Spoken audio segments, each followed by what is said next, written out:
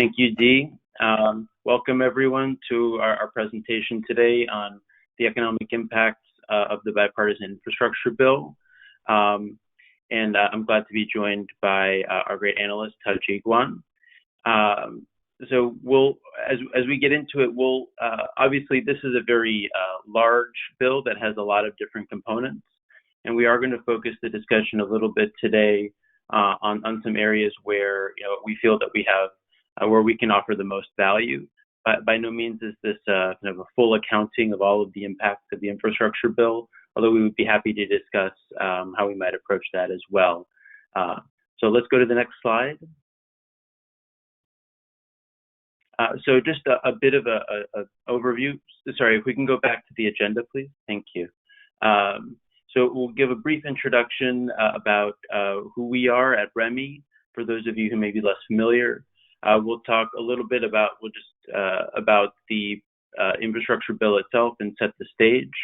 And then we'll focus in, as I mentioned, we'll focus in on a couple of key areas where we feel we can offer some value, especially for a lot of state and local governments with whom we work with many, looking at grant programs and project prioritization and how those are affected by the infrastructure bill, and how economic analysis may be helpful in dealing with those issues. We will follow up with a pair of case studies that have been done by our clients that touch on each of those subjects. And then I will turn it over to Haozheyi to do a live model demo that goes a little bit more behind the scenes of one of the case studies that we did ourselves, along with a modeling partner. And then I'll offer some concluding remarks, and then we'll be happy to take questions up until about 3 p.m. Eastern time. Let's go to the next slide. So REMI, we are the nation's leader in dynamic economic modeling, dynamic fiscal modeling, transportation modeling at the local, state, and national levels. We've been around since 1980, and our primary goal is to improve public policy through rigorous, impartial economic analysis. At the bottom of the screen, you'll see a number of our clients related to the transportation space. We have clients that work in all kinds of different areas and policy areas. This highlights our transportation-related clients. So as you can see, we have a number of departments of transportation at the state level, as well as the federal level. We also work with a number of metropolitan planning organizations and regional planning commissions that you can also see here, including the Southern California Association of Governments and San Diego, at the Atlanta Regional Commission, Southwestern Pennsylvania Commission. So all across the country at different levels of government, we've worked on transportation and infrastructure issues for many, many years. So let's go to the next slide. And so let's get into the topic of the day. So let's go to the next slide. So, of course, just a little bit of history here. Back in July, the president and the bipartisan group announced agreement on the bipartisan infrastructure framework at the time, which was slated to make a very large infrastructure investment. And finally, in November, so about a month ago now, the president signed what was passed through Congress, the $1.2 trillion Infrastructure Investment and Jobs Act, or the IIJA. Now, this includes about $550 billion in new federal investment in infrastructure, including roads, bridges, water infrastructure, resilience, internet, and a lot more. And really getting at a great variety of needs. Including things like clean drinking water, safer roads, more modern public transit, more reliable electrical grid, and very large investments in passenger rail and bridges. So why don't we go to the next slide? And this, I won't belabor this too much. This is also, maybe a good reference As Dee mentioned, the slides will be made available after the presentation. This provides a brief timeline along the lines of what I just described. So why don't we move to the next slide? So this slide gets into breaking down the $550 billion that we talked about earlier that is going to go towards infrastructure. So first of all, on the left half of the screen, we have the breakdown of that $550 billion into several high-level kind of different sectors. So of course, the largest is going to transportation. That's $284 billion. But then we also have large investments in energy and power, broadband, water, climate, and basically climate and environment. And so now honing in on the transportation piece, so that $284 billion, that largest piece. On the right-hand side of the screen, we see kind of a pie chart that breaks that out into its major components.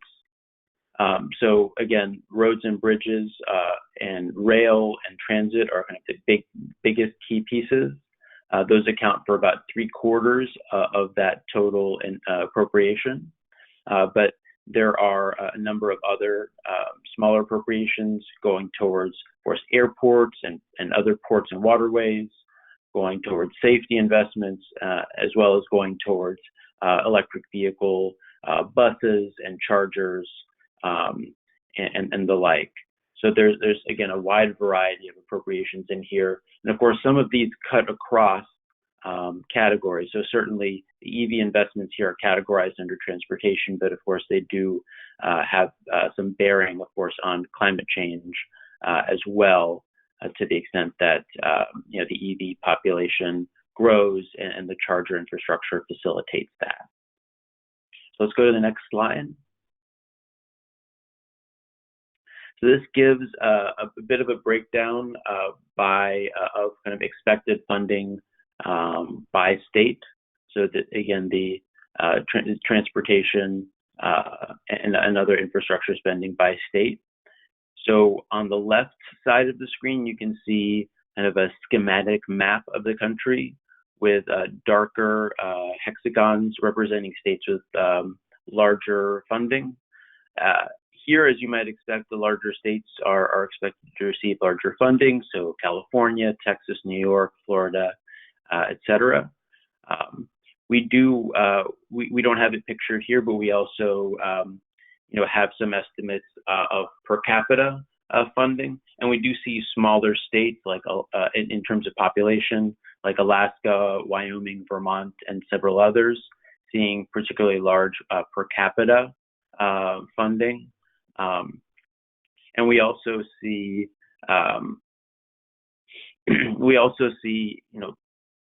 some targeted funding towards recent infrastructure and climate crises. So, for example, Arizona, Oregon, and Washington are getting about $40 million each towards protecting wildfires or protecting against wildfires. And Michigan, where of course Flint was quite infamous for its water crisis, is receiving about $1.3 billion to improve water infrastructure. So let's move to the next slide. So, let's get into the meat of this now. So if we go to the next slide. So as I mentioned off the top, certainly in a 1 hour period, we wouldn't be able to do justice to the full extent of the infrastructure bill. And so instead, what we wanted to focus on was an area where we can provide a lot of value. As I mentioned earlier, REMI works extensively with, we work certainly extensively at the national level, but many of our clients are at the state and local levels. So working with those departments of transportation, the MPOs, the RPCs, transit agencies, really we want to talk about the value that we can provide to them on a couple of different key issues related to this bill. And so those really are grant programs and project prioritization. And really the idea here is, for the grant programs piece, it's how do state and local governments advocate for funding for projects that they feel they need within their local or state jurisdictions. So it's kind of an external challenge for these government entities. And then for the project prioritization piece is really an internal challenge. Given the amount of funding that they receive, what is the best way to allocate that across many different potential projects that represent a lot of needs in different parts in different parts of their jurisdictions, that represent different communities. And so really being able to balance those is another key issue that the REMI model has been brought to bear on both of these challenges. And so that's why we wanted to focus on those two issues in the context of this infrastructure bill. So the bill does include several new grant programs, both that are kind of allocated by formula as well as that are more competitive, and increases funding for some existing programs that are able to help these state and local governments finance some key projects. And part of the goal here, and in putting together the slides, we put some that are meant more as a reference for later perusal. But we hope to provide somewhat of a deeper understanding of these grant programs, so that state and local agencies are able to better assess projects and make the best case for why their project should receive federal funding. And of course, the basis for that being, of course, a wide variety of considerations, but key among them is the economic impact analysis that we're able to provide that can really put numbers to the priorities. And often that's the language of kind of policy decision making is where are the numbers. And then project prioritization, which of course is evaluating a project along a wide variety of metrics, often doing benefit cost assessments and trying to understand how to prioritize different needs in different projects. And again, economic modeling can be brought to bear in quantitatively assessing different projects, and oftentimes that's combined with more qualitative assessments in generating kind of final list of priority projects. So we'll dive more now into grant programs first, and then we'll look a little deeper into project prioritization. So why don't we go to the next slide? So we wanted to highlight a couple of key grant programs in this section, and then we have kind of a listing of a number of others that are also relevant to the bill. The first is the Infrastructure for Rebuilding America, or the InfraGrant Program, and there is about $8 billion available for funding, highway and rail projects. About $5 billion, a little under $5 billion, is made available in the bill text, with about $3 billion additional that may be appropriated. The U.S. DOT has already announced proposed awards of almost $1 billion across about 18 states. And of course, there are some caps. With grant programs, the grants may be used for up to 60% of eligible project costs, and it does allow for some other federal assistance, but total federal assistance can't exceed 80% of eligible project costs. So let's go to the next slide. So some of the selection criteria here that we wanted to point out, in the ones that are in kind of with a white background, so are kind of the standard criteria that have historically been there. So kind of using innovative technologies, kind of strong performance and accountability measures, leveraging federal funding to bring in other sources of funding as well as promoting economic vitality are some of the key criteria. Newly in there are really, kind of really big focuses now on the impacts on climate change, as well as impacts on racial equality and other distributional impacts. And really, as regards economic vitality, climate change impacts, and racial equality, as you'll see in one of our case studies, the REMI model is able to be brought to bear on all of those questions and really provide a one-stop shop for being able to understand the trade-offs across those different metrics, which are all incredibly important to take into account. Why don't we move to the next slide?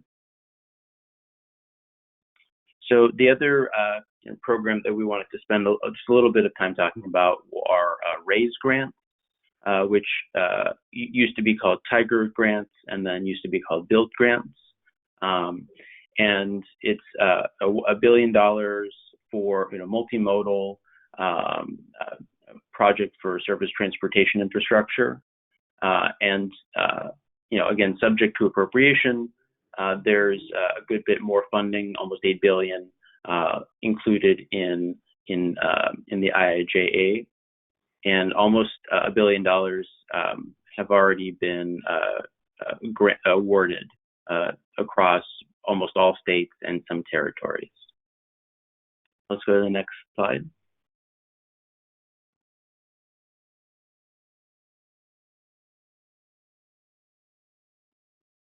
So again, just a little bit of background information. So, kind of similar to the InfraGrant program, there are caps on the federal cost share.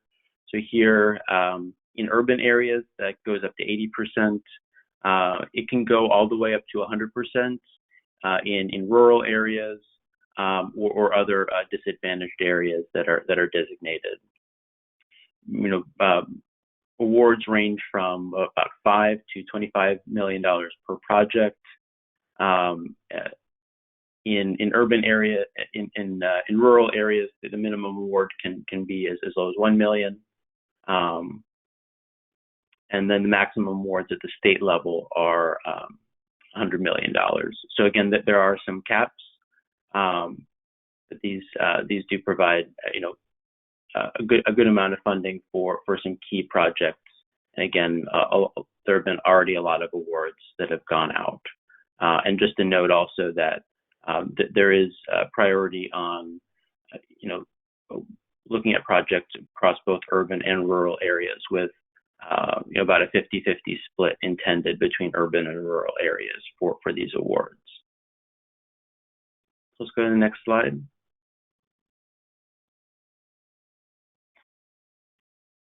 So this is another kind of schematic that looks at some of the selection criteria. So there's some different words here, but the idea is the same. Kind of economic impact, innovation, safety, environmental impacts, quality of life, and that's going to include now as well. Again, huge effect, huge focus on climate change, and looking at disparities across different demographic and other groups. So why don't we go to the next slide? And again, this slide is meant maybe more as a reference for kind of later reading in depth, but this provides some further criteria for what kind of criteria are looked at favorably when submitting applications for RAISE grants. So we'll leave this here for for anybody to read through after in more detail. But we'll go ahead and move on to the next slide.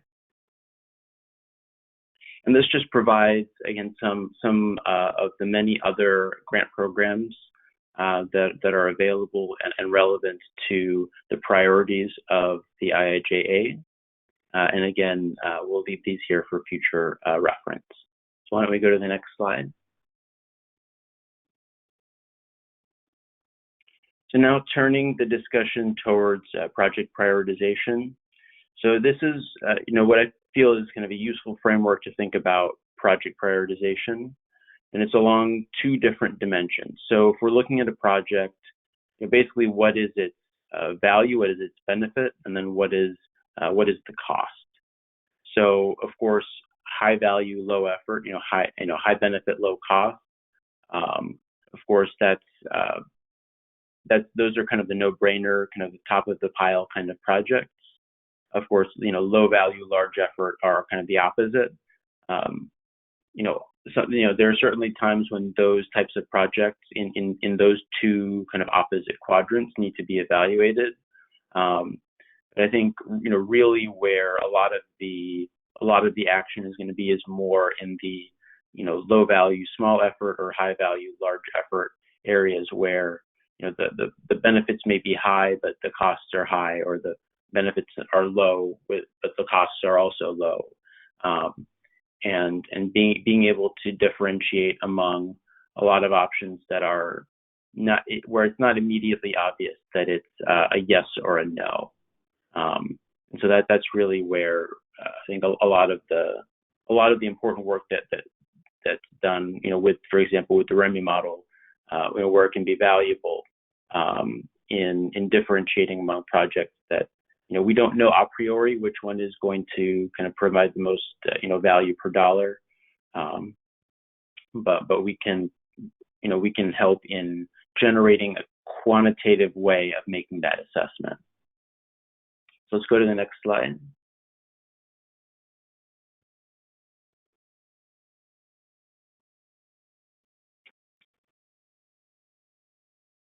And so this is just an example of a kind of project prioritization framework. This in particular comes from the Minnesota DOT. And again, this is meant kind of mostly as a reference. But you can think about the project prioritization framework is starting with what are the goals of our organization. We're a Department of Transportation, or we're a metropolitan planning organization. What are our goals for our jurisdiction? What data can we bring to bear on those goals? What are the performance measures that we're going to feel help us assess the state of our jurisdiction and what we should do in our planning process?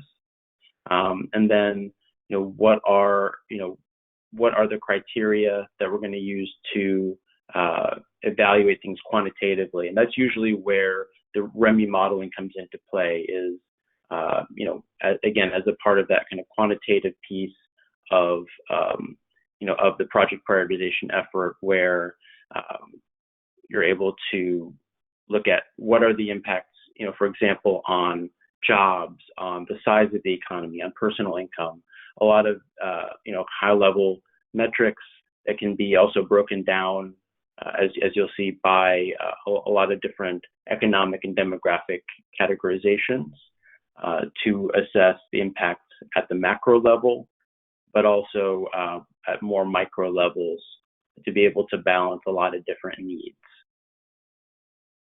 So why don't we go to the next slide? And here, this gives kind of a schematic of and this comes from the Texas Transportation Institute. This is kind of a schematic of some key priorities related to transportation projects. So of course, safety being always paramount. But there are again always a lot of competing priorities that have to be balanced against each other. So reducing congestion, reducing delays, environmental sustainability, being able to move freight, being able to move people, having a system that's reliable and resilient.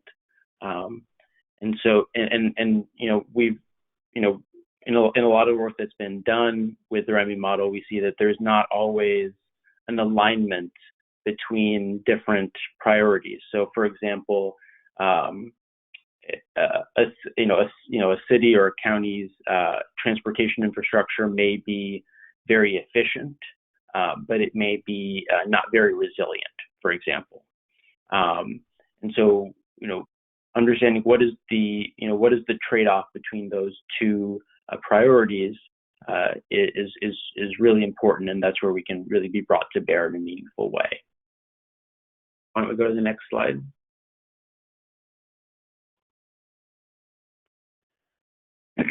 And so again, just to kind of bring it home, for project prioritization, of course, and I probably should have said this off the top, right? The reason that we have to prioritize projects at all is that no jurisdiction, no government entity is going to have all of the money that it wants to satisfy all of the needs that it sees in its jurisdiction. And so they need to be able to make choices with limited budgets. And so be able to make the best choices with those limited budgets, produce a strong return on investment for the tax dollars and the revenue raised from their constituents to add maximal value.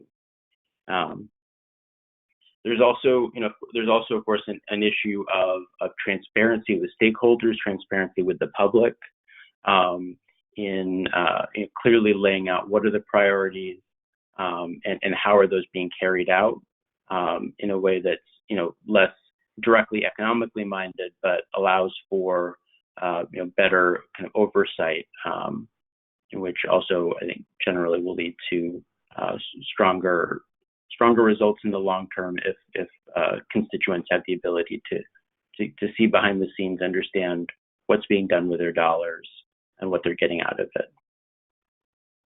Let's go to the next slide. So now let's talk about these issues in the context of a couple of case studies before we dig into a demo. So why don't we go to the next slide? So the first project is down in Louisiana. It's the LA1 Improvement Project, and this was an application for an InfraGrant from the Louisiana Department of Transportation and Development. It was they were awarded a $135 million InfraGrant.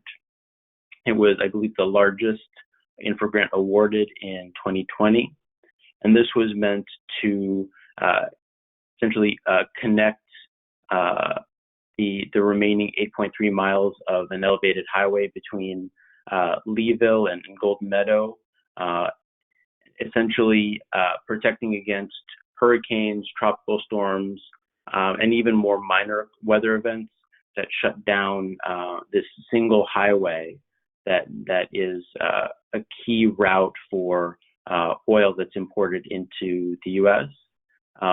From offshore drilling to be able to distribute across the country. And so if we go to the next slide, really what the crux of the analysis was in understanding, how do we value the avoided disruptions to oil and gas production that would result from a more resilient highway infrastructure in this very low-lying, kind of bad weather, kind of risky area in southern Louisiana. And so the Louisiana Department of Transportation and Development used our train site tax BI model. So they used a version of the REMI model that allows them to both look at transportation issues as well as fiscal issues. So they were able to understand not only the economic, but also the fiscal impacts of avoided losses in production from a more resilient highway infrastructure in this region. And so here at the bottom, we see, at the beginning and end of the study period, they have estimates of the avoided losses in terms of crude oil and natural gas. You can see that, and then of course, for every year in between, they had the forecast. And so with that, they ran an analysis whose results we can see if we go to the next slide.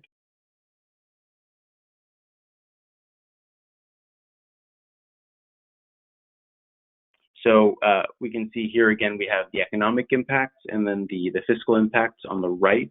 So with the economic impacts, we see again highlighted the annual impacts in the first and last years. But of course, this analysis was run year by year, a REMI model being a dynamic annual model. So we see, as the avoided loss projections rose over time, the benefits of avoiding those losses grew commensurately. And so we see, in the aggregate over this 30-year period, about $20 billion savings in GDP, a little over $10 billion in personal income for Louisiana. But they were also able to look at the impacts at the national level, where the GDP impacts were even a bit higher. We also see employment impacts, especially in the middle and later years of the study, exceeding 10,000 jobs saved as a result of avoiding these disruptions. And we also see on the right a variety of tax revenue impacts across, again, different revenue sources, so personal income, corporate income tax, but also oil and gas royalty tax, and then state sales tax. So we see here again impacts for both the state of Louisiana as well as for the federal government. And so what we can take away from this is this was, a case made with rigorous economic and fiscal modeling that showed the value of this project to both the state of Louisiana and to the U.S. That led to the awarding of this InfraGrant. So being able to help make a rigorous, impartial case that of the value of a project anywhere in the U.S. Why don't we go to the next slide?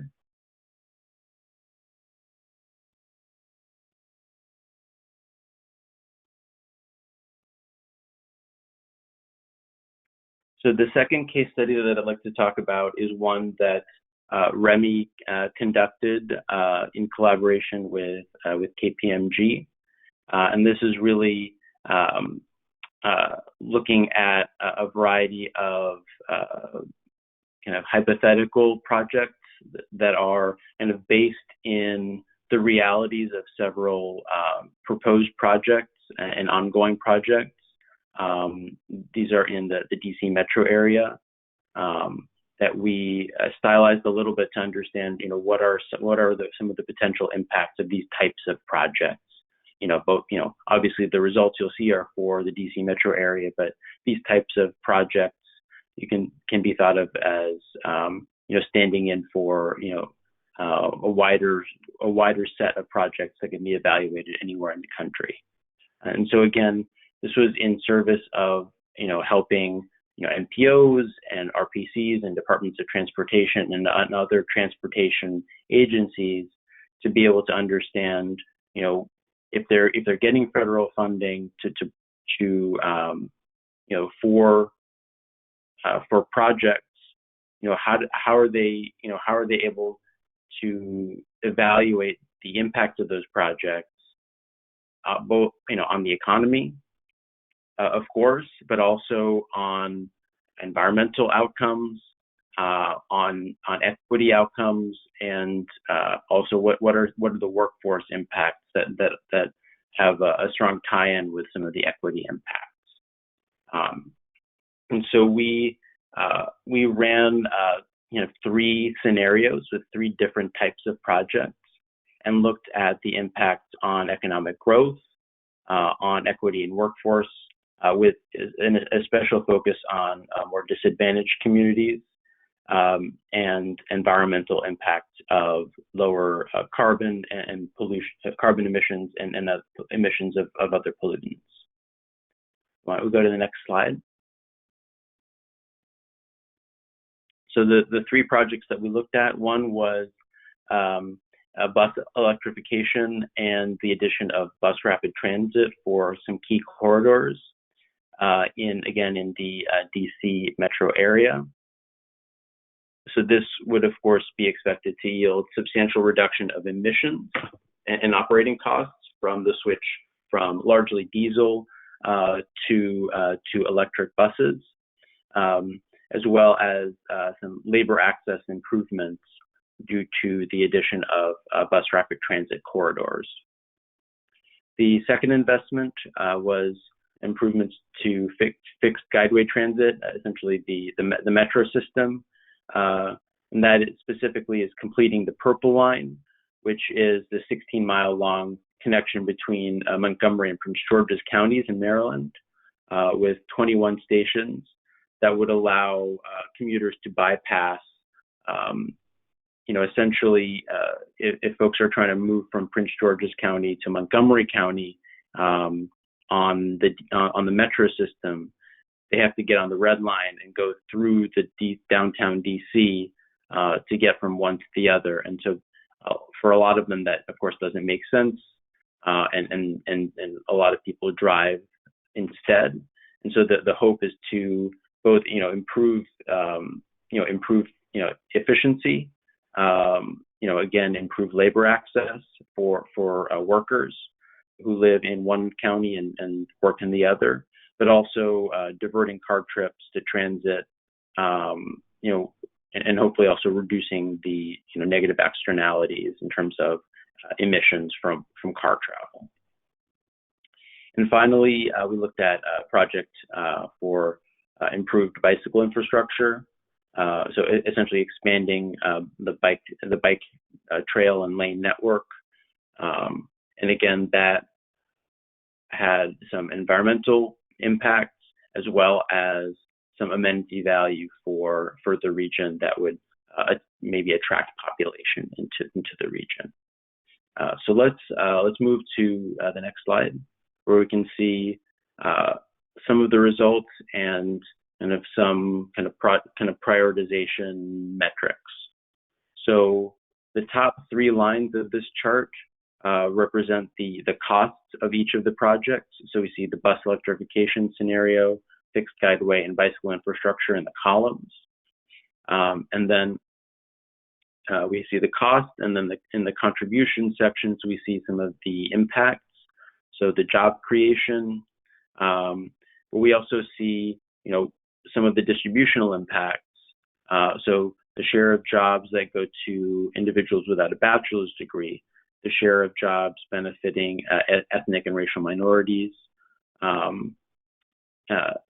there are many others that we'll show you in the live demo, and a variety of other kind of more macro level metrics, as well as emissions avoided, both kind of the average kind of monetized version of the avoided emissions, as well as the emissions avoided in the last year of the study period.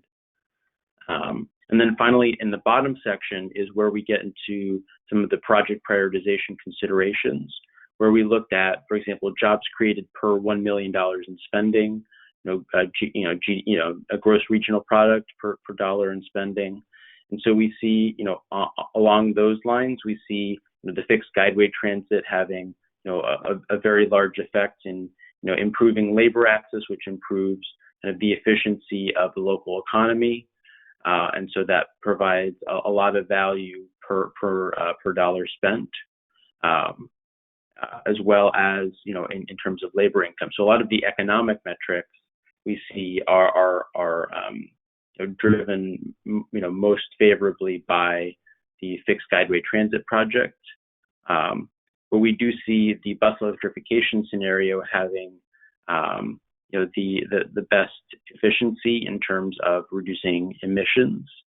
And then we see the bicycle infrastructure project as being a somewhat smaller contribution, but per $1 million, it had a relatively strong economic contribution per dollar, as well as, a relatively strong emissions impact per dollar as well.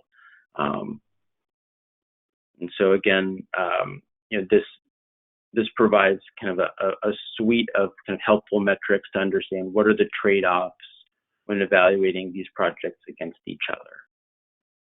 So let's go to the next slide.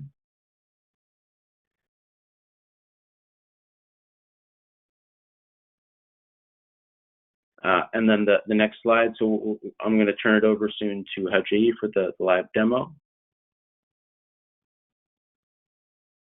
So next slide, please. And so the model that we used was our Transite model. It's our transportation related model. So you can see here the some of the key elements that go into the model, but essentially being able to take in what are the impacts of a project on the transportation or transit infrastructure of a region, and translate those along with kind of direct spending into what are the effects on the economy. We also used our SEI, or socioeconomic indicators module, that allowed us to get visibility, and that's a new offering of ours that gives additional visibility on a lot of the distributional impacts that you'll see, some of which were quoted in the last table that you saw, and that will be showed more clearly in the live demo. So with that, I'm going to turn it over to Haozheyi to introduce the demo, go through it, and then hopefully we'll have time for a few questions at the end. Sure. Thank you, Peter. So first, I will talk about the model inputs and assumptions of this bus electrification scenario. So this scenario assumes the Washington Metropolitan Area Transit Authority, the WMATA's bus fleet, will be replaced by electric buses, and additional services will be expanded to account for the implementation of bus rapid transit, the BRT, along critical routes. Our analysis period is from year 2022 to year 2031. We assume that the electrification of WMATA's bus fleet will take 5 years, starting in year 2022 and ending in year 2026, with the construction of BRT conducted concurrently.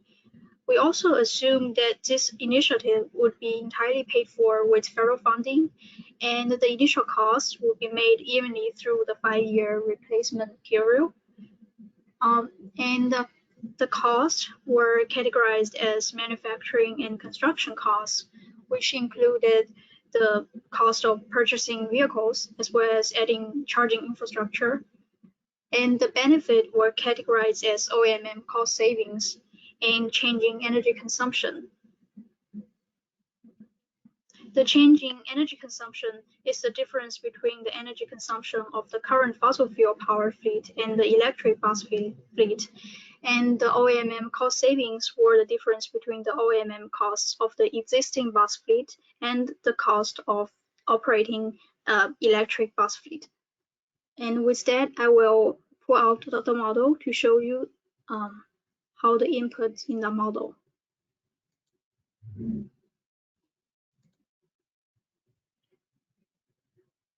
Now I'm showing the homepage of this PI Plus. And within this model, it's a 4-region national model, and we can go to the regional profile. And the 4 regions are, the 4 regions included the District of Columbia, Maryland, Virginia, and the rest of the United States as shown in this map. And a brief background on how the model works. So first, we will create a baseline control forecast that will show the business as usual situations. And the next, we will input the policy variable associated with a policy change and create an alternative forecast. So then we will take a difference of these 2 forecasts to analyze the impacts of this policy change. And in this scenario, definitely we will show the impacts of replacing a fossil fuel power fleet with an electric bus fleet. And with that, I'm showing the input list. So as we have already discussed, we input manufacturing cost and the construction cost for these electric buses. and also the construction cost and the OMM cost for bus rapid transit. Then we calculated this OMM cost savings and the changing energy consumption. Specifically, for changing energy consumption, we increased the demand for electricity and decreased the demand for fossil fuels such as natural gas and some coal and also petroleum.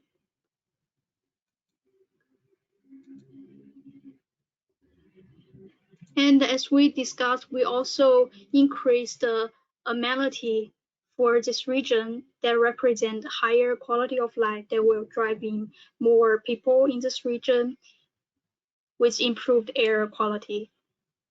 We also increased labor access index, meaning that the region will get access to more laborers.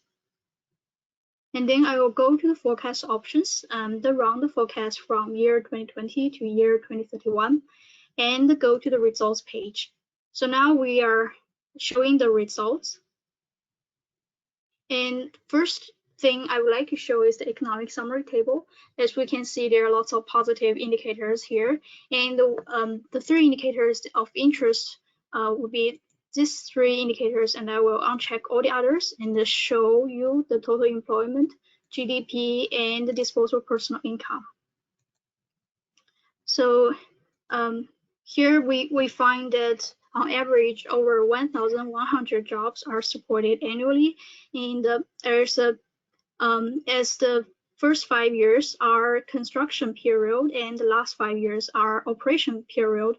So we find there's a bigger jump from year 2026 to year 2027 in terms of job increase.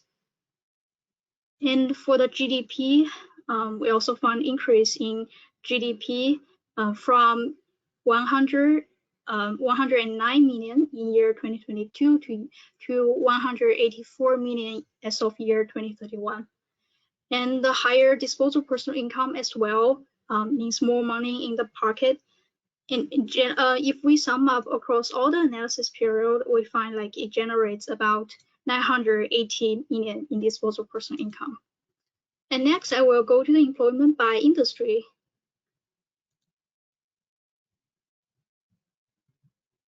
And I will sort from the largest to the smallest in year 2027. And we find that most of the jobs created are in the repair, maintenance, and construction sectors, with the services, retail, trade, state and local government, among all the other sectors benefiting as well. Next, we will move on to the social indicators. So in this section, we will first go to the income distribution and the employment by income quintile.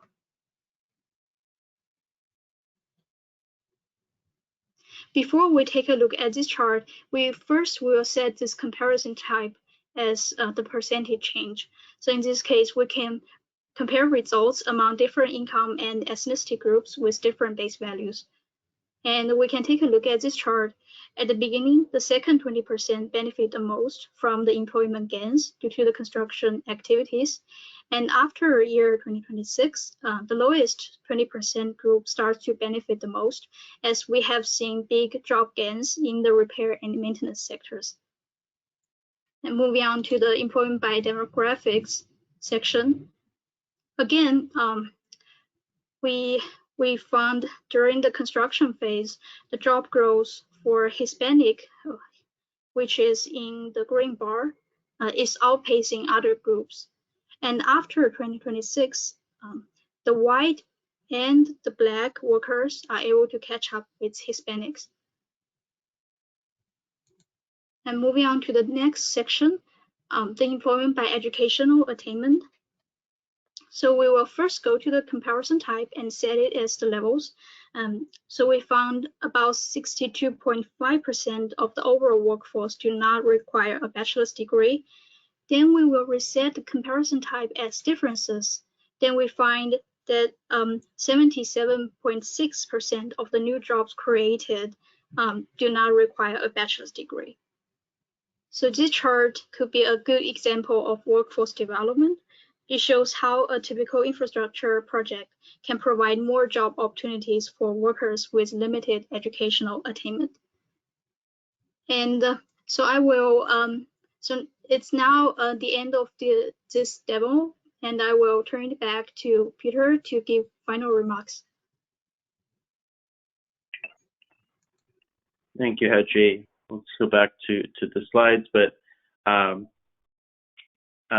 so let's move to the conclusion, and I'll just give I'll say a brief word. I think again, just to kind of highlight here, the infrastructure bill is large and multifaceted, and we're very happy to speak with all of you about all of the different pieces.